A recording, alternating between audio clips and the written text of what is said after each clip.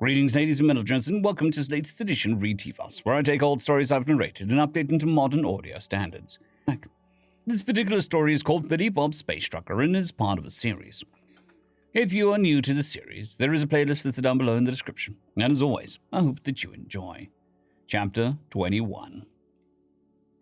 Matriarch Elizabeth was so far beyond furious that she had circled back around to being perfectly calm. She stood before the cast leaders, who were still alive in her command, staring them down as none dare meet her gaze. The operation against the humans had not gone well. At first, things seemed to be in order. Their ships had met minimal resistance, and the colonists were bombed and captured relatively easily, albeit with more difficulty than most species. Then the Americans struck back, and their core system for Neth had been utterly annihilated.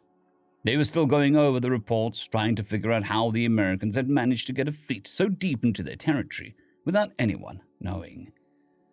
They glassed most of the cities and sent ground troops to take R&D facilities scattered over the planet.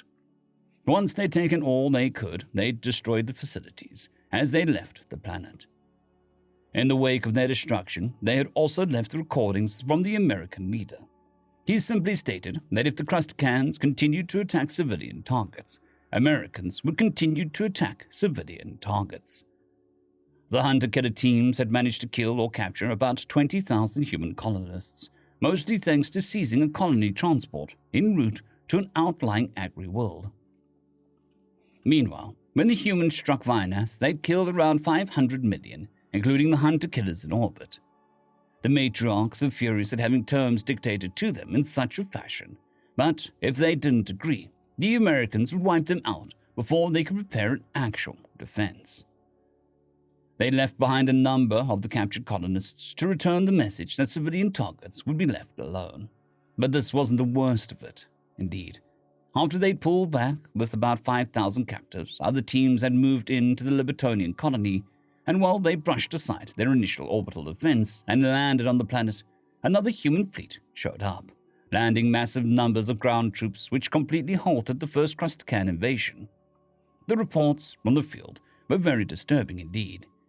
These humans couldn't fly on their own like Libertonians, but some of their number had something called jetpacks, which let them fly just as well.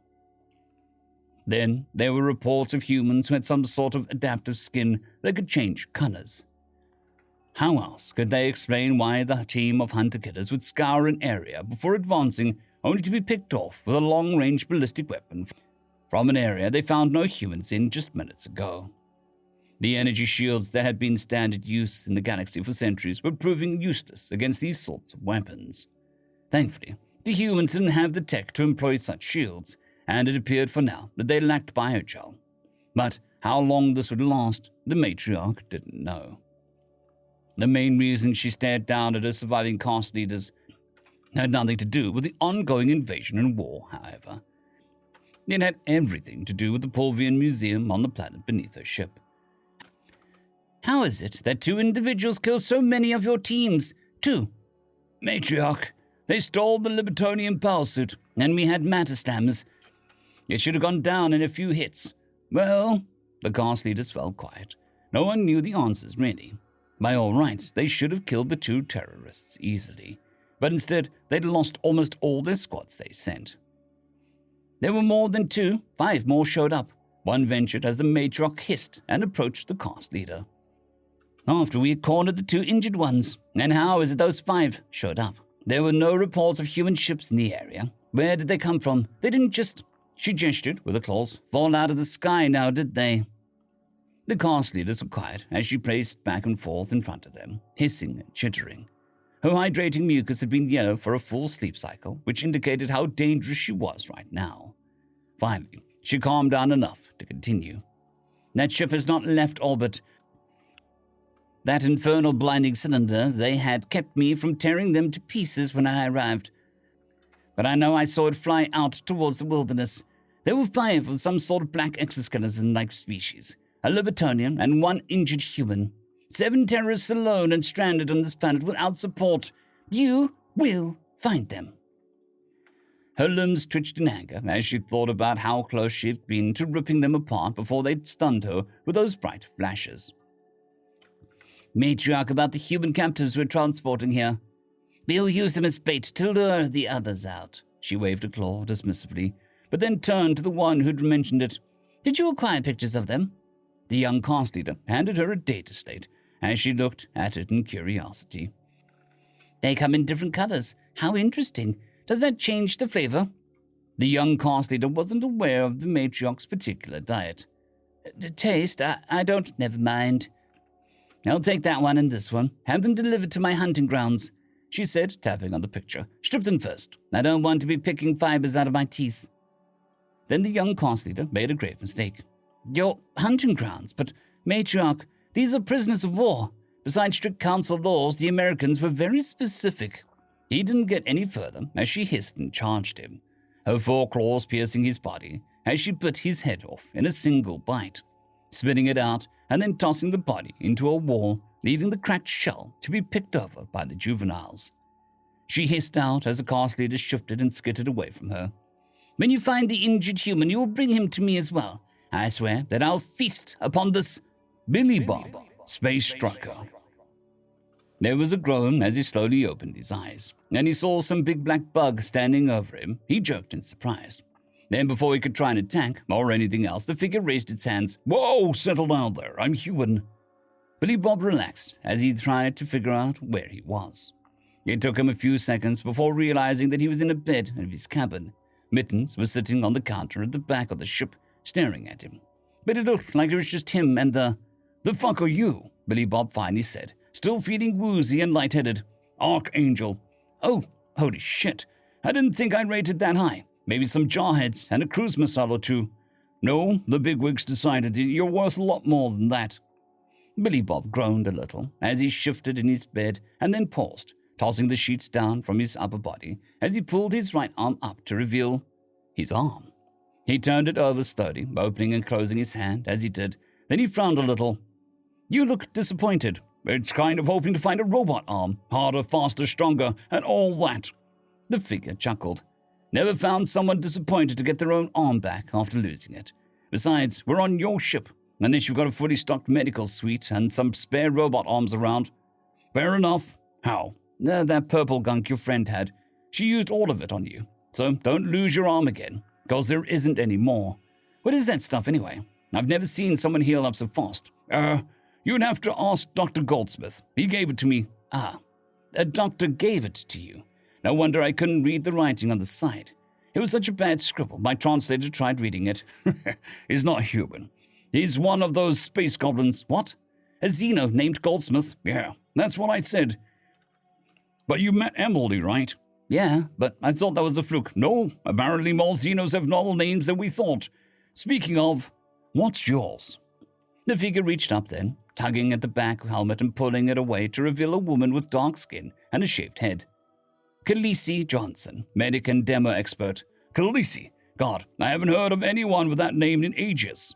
Yeah, it's old-fashioned, but I was named after my great-grandmother. Billy Bob shrugged at that. It's kind of ironic, but that sounds like more of a Xeno name than Emily.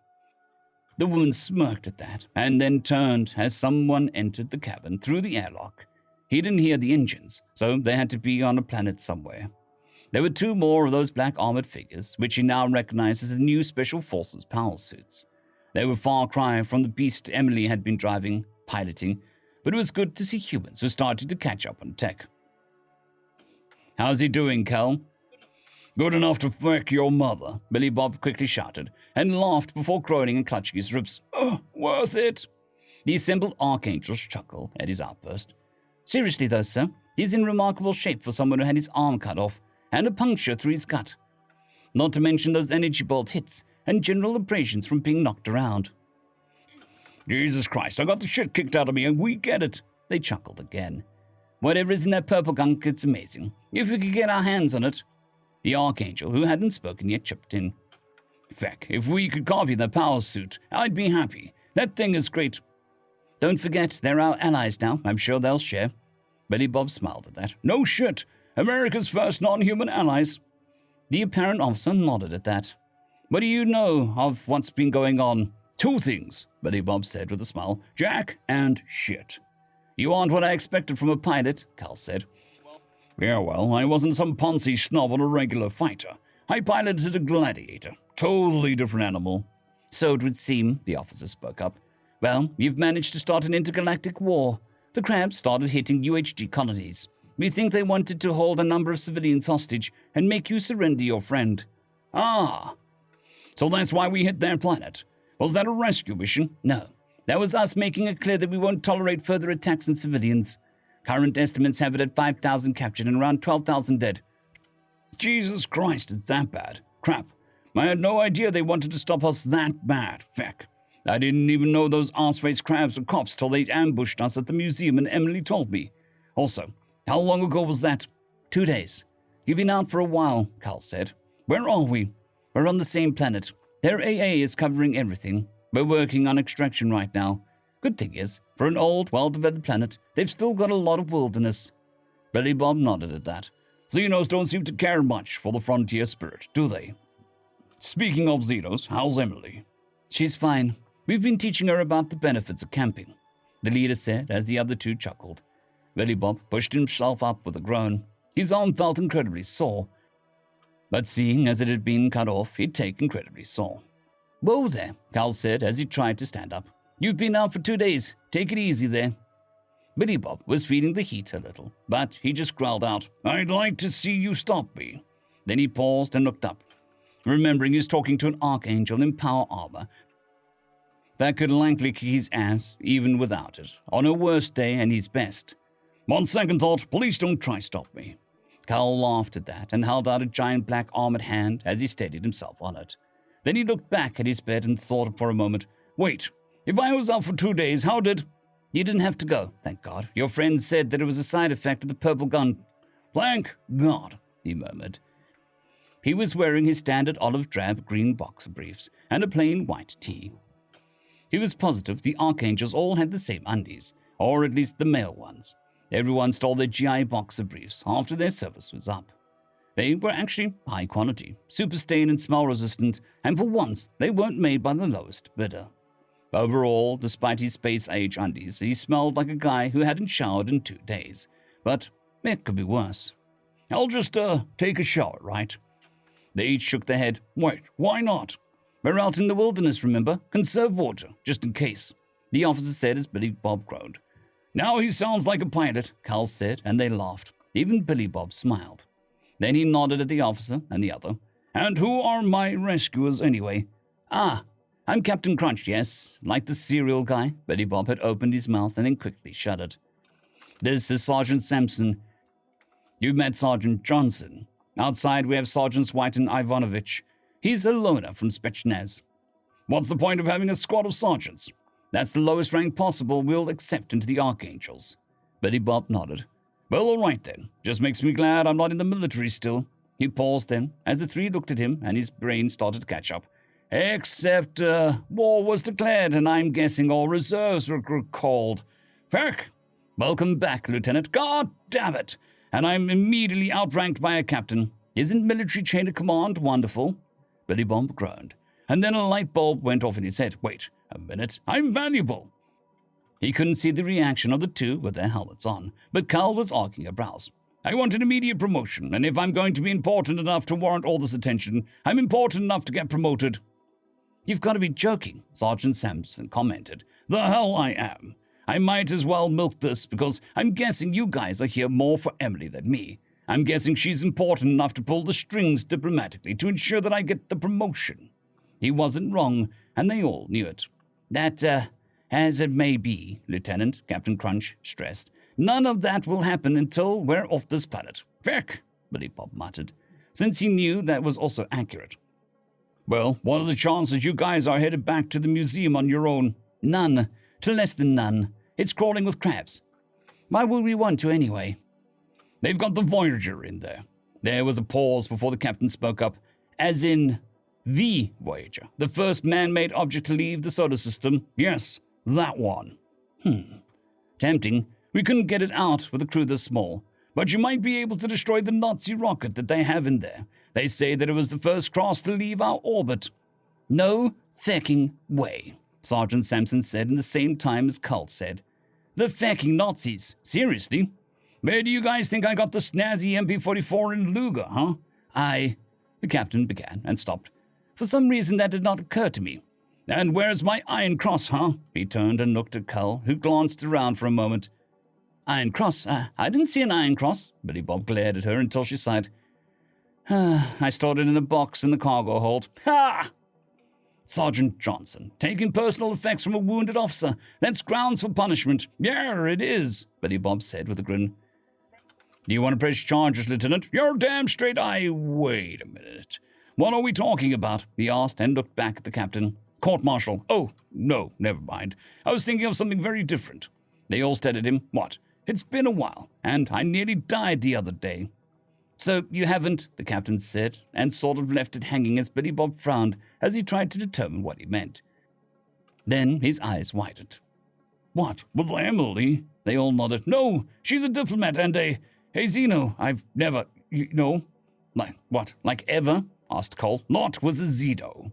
Why not? You some kind of prude? Asked Sampson. No, it's just, back in high school they showed us these projections. The captain stopped him there. No, you stop right there. Our generation swore to never mention those, ever. Ever. Sorry, but they were asking. Carl looked incredibly confused, and Sampson likely was under his helmet. Didn't you hear that those were all fake? To scare us away from that sort of thing. Yeah, but how long before you risked it? The captain was quiet for a moment. Fair point, but no, nothing like that exists. Why were you guys asking anyway? Billy Bob asked as he glanced around. The way she talks about you, Carl said, as the others nodded. She mentioned we needed to be careful of your sensitive neck. Billy Bob frowned at that, tilting his head a little as he wondered what she meant before realization crossed his face. Oh, are you fecking kidding me? You know how, if we like someone, we might give them a hickey. They bite each other's throats. She tore my carotid. I nearly bled to death, and all she did was give me their version of a hickey. The others remained quiet for a moment as that sank in, before Billy Bob continued. And I learned that all of her hands end in razor-sharp talons. You guys like it when your partner scratches your back? She'd rip my flesh off my bone. Yeah. How's that for dating a Xeno? Plus, I don't even know if her, plumbing is similar to ours. After all, she's a space eagle raptor. As he said that, they all let out a sound of someone who just heard something that clicked. That's what they are. We were just calling them birds. Space eagle raptors. See, when we heard about the claws and saw the pointed beak, space eagles didn't sound right, Sergeant Sampson was saying. Totally agree with you, Billy Bob. Space eagle raptor, Carl said as she nodded before Billy Bob spoke again. Right. Well, you're all talking about me doing that with a space eagle raptor. I like Emily a lot, more than any Xeno ever by far, and better than most humans. But that shit might actually kill me, literally. I don't know if I like her enough to risk dying for, like, that. Feck, I'd take a bullet for her, but, I don't know. The captain stood forward, looking down at Billy Bob. Well, Lieutenant, you want that promotion, right? This is how you get it. The fate of humanity's first Xeno alliance, and an incredibly important alliance at that, now that sparked an intergalactic war, rests on you keeping the diplomat happy. So you do your country proud, and you make sure that Xeno is happy. Billy Bob winced a little. But the captain stuck a finger in Billy Bob's chest. No, you know I'm right. It doesn't have to be now. But you better figure out how to repay her feelings. Now, get out there and let her know that you're all right. Billy Bob sighed and nodded, slowly limping out of the airlock. Once he was gone, Carl spoke up. I really don't think our alliance is reliant on them doing it, sir. And I'm fairly sure that she'd understand if he was hesitant. Oh, I'm sure you're right on both counts. She's very nice. But if he thinks he's getting a promotion without working for it, then he's wrong. Now then, let's go figure out how to get those star-crossed lovers off this planet.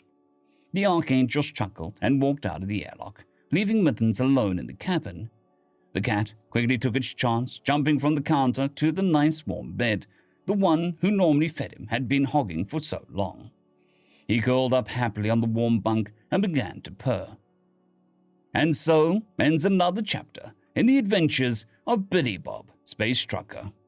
I would like to thank our T5 members and patrons, Casper Arnholtz, Jon Creighton, W.R.E, 050, Dragzoon W.R.E, and Elijah Silvercross. Thank you very much.